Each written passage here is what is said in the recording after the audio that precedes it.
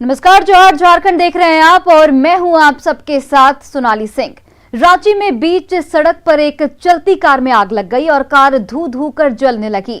तस्वीरें आपके सामने हैं। ये पूरा मामला सदर थाना क्षेत्र के कोकर का है। शॉर्ट सर्किट से आग लगने की आशंका जताई जा रही है। कार मालिक ने बताया कि एसी ऑन करते ही वहां धुआं निकलने लगा और जब तक लोग कुछ समझ पाते कार में आग लग गई। इस आग में किसी के हताहत होने की सूचना नहीं है। बताया जा रहा है कि कार रांची के टैगोर हिल से रांची रेलवे स्टेशन जा रही थी, तभी कोकर में यह हादसा हुआ। कार में ड्राइवर समेत 3 लोग सवार थे। कार में आग लगते ही तीनों लोग सुरक्षित कार से बाहर निकल गए। बताया जा रहा है कि कार के जलने के दौरान एक विस्फोट भी हुआ और आग की लपटें बिजली के तार को छूने लगी। लोगों ने पानी डालकर आग को बुझाने की कोशिश की, लेकिन आग बढ़ती चली गई।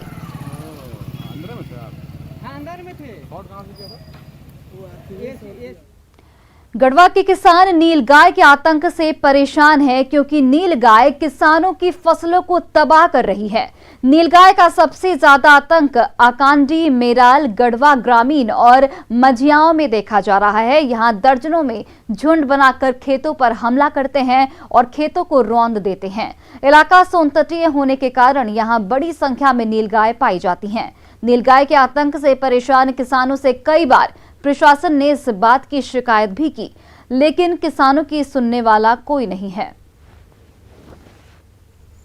अब परेशानी क्या खेती सब खा तो कहीं शिकायत करो रोहन कहीं बोलल कि नीलगाय खा जात बड़े नहीं, हमें नहीं बोलो का तो झूठ बोलूं नहीं के बोलो केकरा कहूं सब खेती छोड़ देले बड़े। हम किसान बोलत ही हमन के में गांव बा बलियारी पंचायत में ना, और यहाँ इहन एक अब झुंड इहन सब कहियो इहन तो एक बार केकरो मकई सब चबा के चल जन एक में 15-20 गो आवलत एक बार में। ऐसा कोई पदाधिकारी प्रशासन आवल है देख देख के चल कहीं कुछ होता है। सब गांव में सब लूटपाट मचल बा, का करल जाओ ऐसे। और खाली बस पैसा दो काम करवा जाल में ये सब काम होत बढ़िया, बाकी खेती गृहस्थी केकर का खादा कोई मतलब नहीं खेती करो।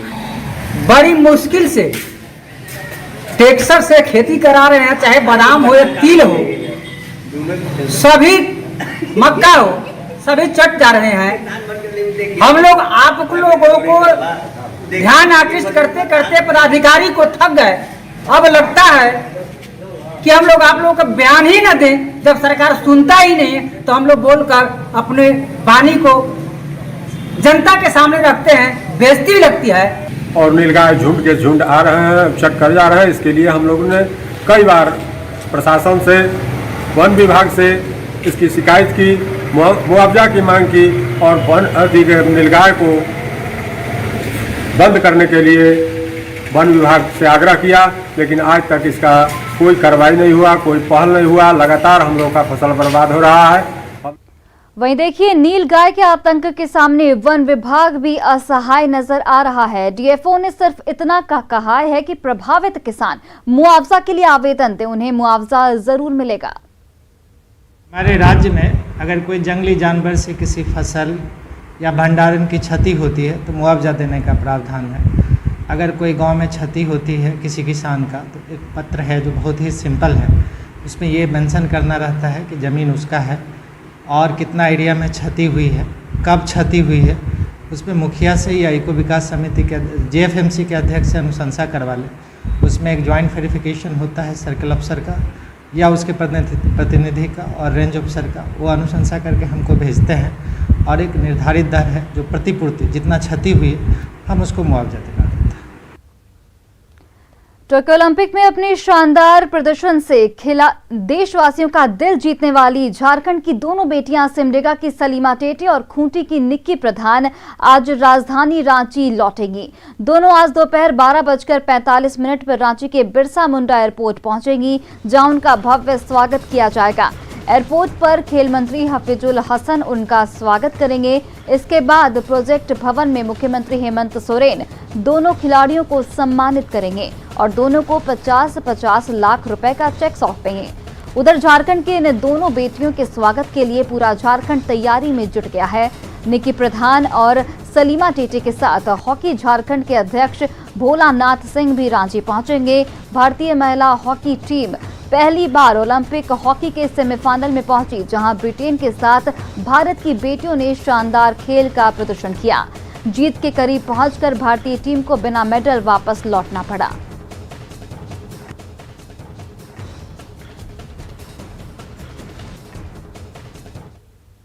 झारखंड में जमीन का खेल लगातार जारी है। जमीन पर भू माफिया की नजर है। हालात ये हैं कि राम के नाम पर दान में दी गई जमीन भी सुरक्षित नहीं है। आज न्यूज 18 रामगढ़ जिले के गोला में जमीन के ऐसे ही एक बड़े खेल का खुलासा करने जा रहा है। यहां सीताराम मंदिर की 90 एकड़ जमीन पर भूमाफिया की गिद्ध नजर लगी है और भूमाफिया 1908 में दान की गई इस जमीन को प्लॉटिंग कर बेचने की तैयारी कर रहे हैं। राम मंदिर की जमीन का सौदा। राम जी की जमीन पर भू माफिया की गिद्ध नजर। रामगढ़ के गोला में करोड़ों के खेल का खुलासा। 90 एकड़ जमीन को बेचने की तैयारी। स्थानीय लोगों ने खोला भू माफिया के खिलाफ मोर्चा। राम की जमीन को बचाने की मुहिम।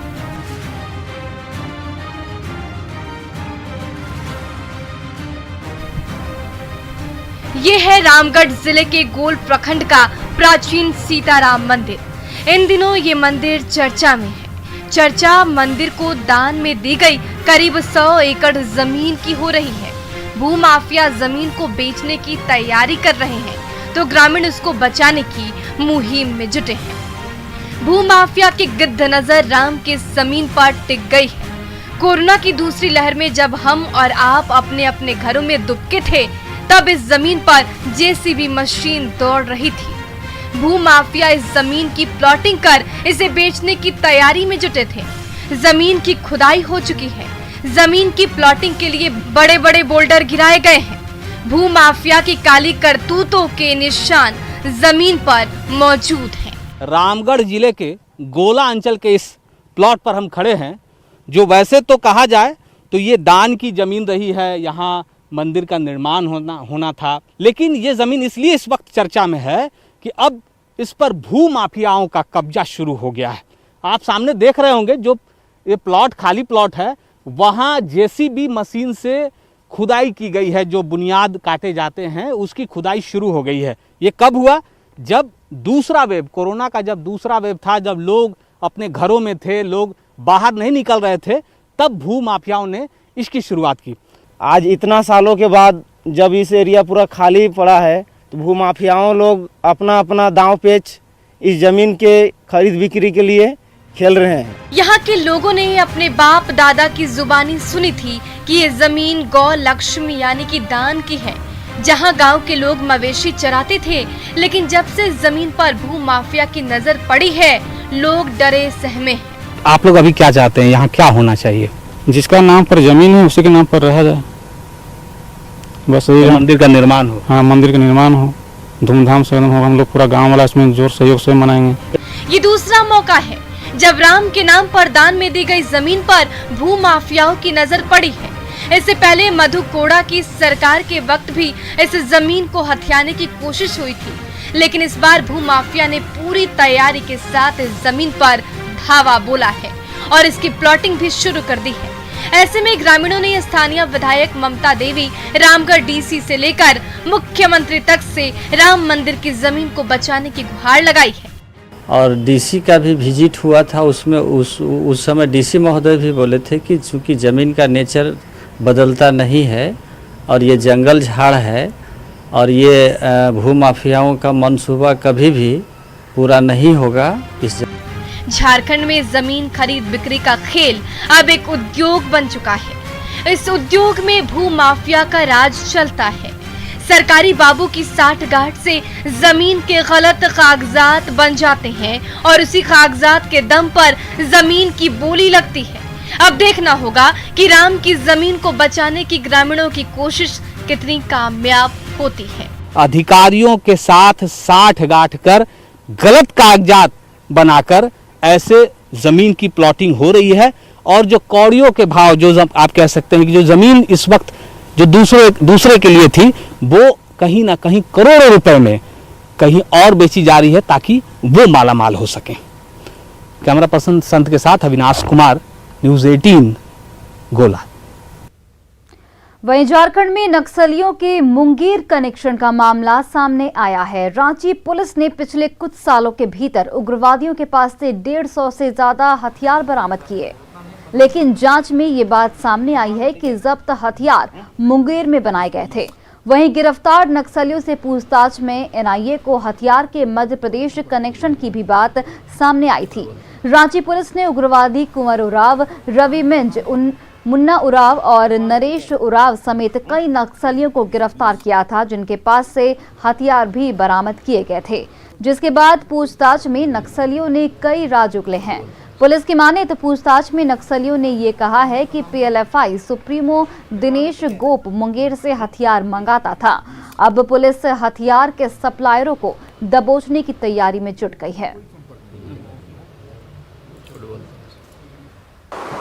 जिस तरह का हथियार हम लोग अभी तक बरामद जो किए हैं, जो इसका मेकआउट जो हम लोग देख रहे हैं और पूर्व में भी हम लोग को जो बरामद हुआ है पहले इस ग्रुप से पहले, वो कहीं ना कहीं ये सब मुंगेर बिहार से बना हुआ हमें प्रतीत हो रहा है, क्योंकि बहुत हद तक दोनों में सिमिलरिटी हम लोगों ने पाया है।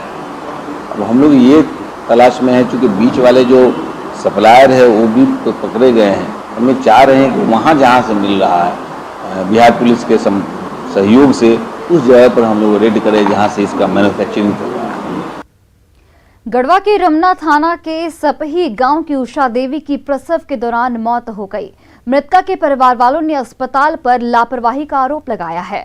सोमवार की रात उषा देवी को प्रसव के लिए अस्पताल में भर्ती कराया गया था। मंगलवार की सुबह उसने एक बच्ची को जन्म भी दिया।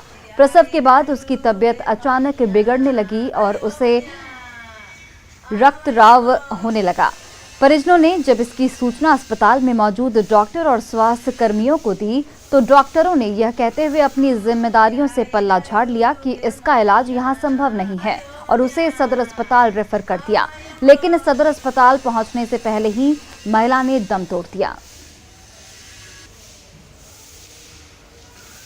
सही थे, सुबह में सही था, सुबह में डिलीवरी फाइनल हुआ, तो जब डिलीवरी फाइनल बढ़िया से हुआ, सुबह में मतलब खाए पिए बढ़िया बोले बतियाए और का वहाँ से मतलब जब ब्लडिंग चालू हुआ तो डॉक्टर वहाँ कोई देखने भी नहीं गया और जब कहने पर देखने भी गया तो वहाँ मतलब लास्ट पोजिशन हुआ तो वहाँ से मतलब रेफ़र कर दिया। और जब कब रेफ़र किया, जब मीडिया लगा हम फ़ोन के बुलाया तब रेफ़र किया वहाँ से। और देखिए, गढ़वा में दाह संस्कार को लेकर ग्रामीणों में झड़प हुआ है। घटना नगर उटारी के हलिवंता कला गांव की है।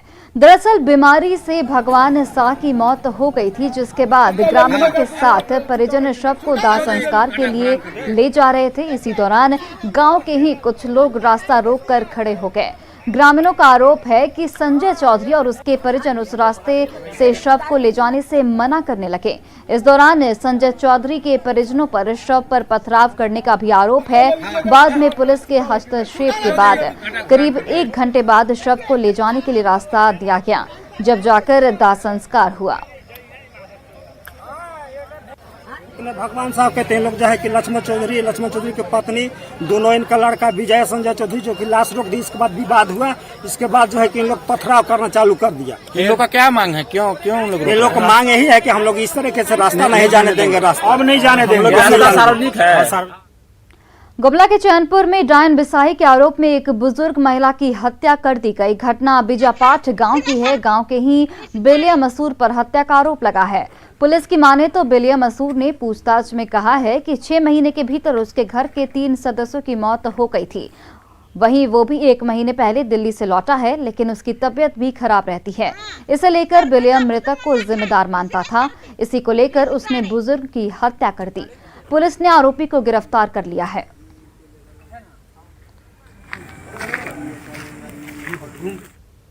और अब बात सिमडेगा की जलरेगा के बांडी सिम्बर नवाटोली की। इस गांव में 58 परिवार रहते हैं, जिसमें 450 से अधिक आदिवासी लोग रहते हैं। ये वही गांव है जहां पिछले दिनों एक उभरते हॉकी खिलाड़ी कोमली बेसरा की सांप काटने से मौत हो गई थी। हॉकी सिमडेगा के अध्यक्ष मनोज कोनबेगी और कोषाध्यक्ष कमलेश मांझी ने गांव पहुंचकर ग्रामीणों से मुलाकात की।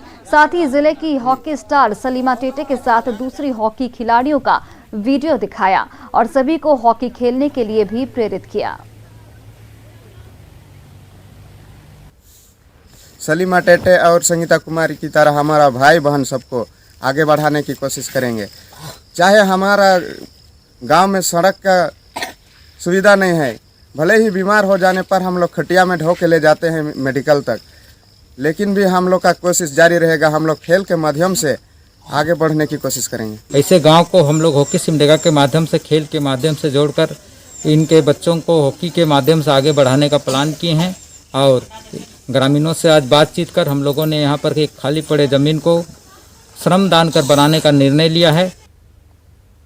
प्रसाद योजना के तहत देवघर के धार्मिक स्थलों को पर्यटक और मनोरम स्थल के रूप में विकसित किया जा रहा है। इसमें मुख्य रूप से कांवरिया पथ, शिवगंगा और जलसार पार्क शामिल हैं।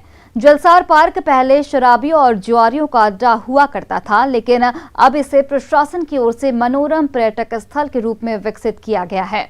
तालाब के चारों ओर किलानुमा आकृति बनाई गई है। साथ ही मॉर्निंग वॉक के लिए रास्ते और लोगों के बैठने और नहाने के लिए घाट भी बनाए गए हैं।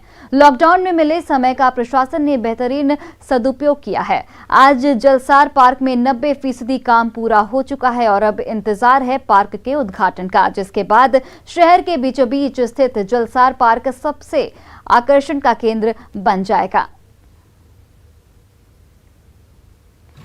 प्रसाद योजना का क्रियान्वयन पर्यटन विभाग के द्वारा किया जा रही है और जिला प्रशासन जो है सारा सहयोग, और खासकर कमांड एंड कंट्रोल सेंटर के लिए जो 100 बाय 150 फीट का एक लैंड चाहिए था, तो वो हम लोगों ने चिन्हित कर दिया है और एनओसी 1-2 दिन में अंचल कार्यालय से मिल जाएगी। वो जो लेक जो है उसको मतलब सुंदरीकरण हो गया ताकि लोग वहाँ उसका उपयोग कर पाए। सुबह मॉर्निंग वॉक के लिए हो गया। फिर उसके बाद वहाँ एक अच्छा सा एक गेट भी बन रहा है सुंदर, तो वो सारा चीज़ अभी काम चल रही है। टोक्यो ओलंपिक के बाद देश भर में चारों तरफ हॉकी की चर्चा हो रही है, लेकिन जिस वक्त पूरा देश ओलंपिक में हॉकी के उगते सूरज को सलाम कर रहा था, उसी वक्त गर्दिशों में डूबा बीते कल का एक सितारा अपने इलाज के लिए सरकार से गुहार लगा रहा था। यह गुहार सरकार के कानों तक नहीं पहुंची, जिससे विश्व कप खेल चुके उस सितारे ने दुनिया को अलविदा कह दिया, लेकिन अपने पीछे कई सवालों को छोड़ गया।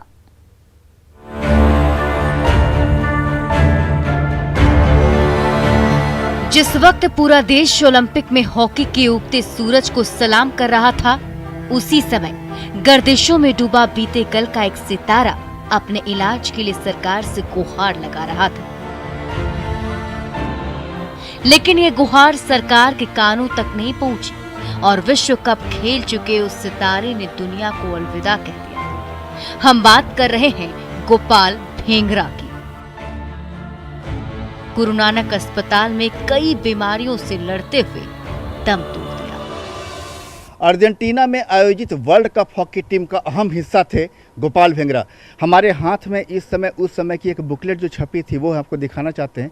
Indian hockey team world cup 1978 Buenos Aires Argentina. इसको पलटेंगे तो आपको गोपाल भेंगरा का चेहरा दिखाई देगा, जो कि फुल बैक डिफेंस में खेलते थे, और उसके ठीक ऊपर आपको सिलेवानिस डुगनू की तस्वीर नज़र आएगी, जो कि सिमडेगा से खेलते थे। और दोनों ही जो कह सकते हैं सितारे झारखंड से थे। और गोपाल भेंगरा का जो कह सकते हैं उनकी जो ज़मीन है खूंटी में, जहां उनका जन्म हुआ था, हम आपको उसी गांव में हैं, उनके घर में हैं। और दिखाना चाहते हैं कि कल सुबह ही जो उनका निधन हुआ था, पूरे रिश्तेदार घर में आए हुए हैं। ये वही दिवंगत गोपाल भेंगरा थे जिन्होंने अपने खेल से पूरी दुनिया में देश का नाम रोशन किया था। ये वही गोपाल थे जिन्होंने जल जंगल जमीन वाले झारखंड को एक अलग पहचान दिलाई थी। ये वही गोपाल थे जिनकी जीत पर झारखंड वासी झूमा करते थे। ये वही गोपाल थे जिनकी जीत की रोशनी में झारखंड ने भी अपनी पीठ थपथपाई थी। लेकिन किस्मत का खेल देखिए, इतना कुछ हासिल करने के बाद भी इस सितारे के पास इतना कुछ नहीं था कि अस्पताल को अपने इलाज का खर्च तक दे सके। 77,000 आया था अस्पताल की और से बिल, और जिसमें हमने पे किया 23,000 और बाकी हमने कर्जा लिया था, वो कर्जा उनको भी वापस देना है हमें। 1978 में विश्व कप हॉकी की टीम का हिस्सा रहने वाले गोपाल भेंगरा का पूरा जीवन संघर्ष में ही बीता है। आर्मी से रिटायर होने के बाद परिवार की जिम्मेदारी बढ़ चुकी थी, लिहाजा गुजर बसर करने के लिए उन्होंने दूसरों के खेतों में काम करने से लेकर पत्थर तोड़ने तक का भी काम किया। इसी बीच मीडिया में खबरें आने के बाद महान बल्लेबाज सुनील गावस्कर ने उन्हें हर महीने पैसे भेजना शुरू कर दिया और ये सिलसिला उनकी जिंदगी तक बदस्तूर जारी रहा।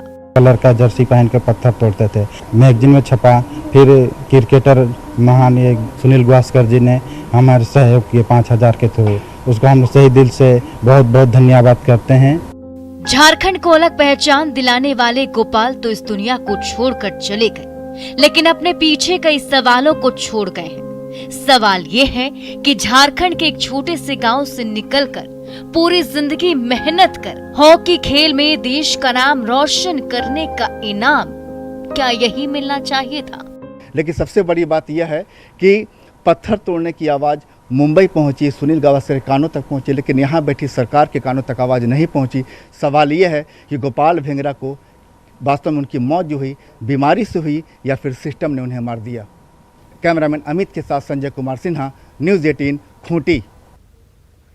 रिम्स के आउटसोर्सिंग कर्मचारियों को 3 महीने के वेतन नहीं दिए गए हैं। T&M कंपनी ने रिम्स में 786 कर्मियों की बहाली की थी, जिनसे कोरोना काल में काम लिया गया, लेकिन अब वेतन का भुगतान नहीं किया जा रहा है।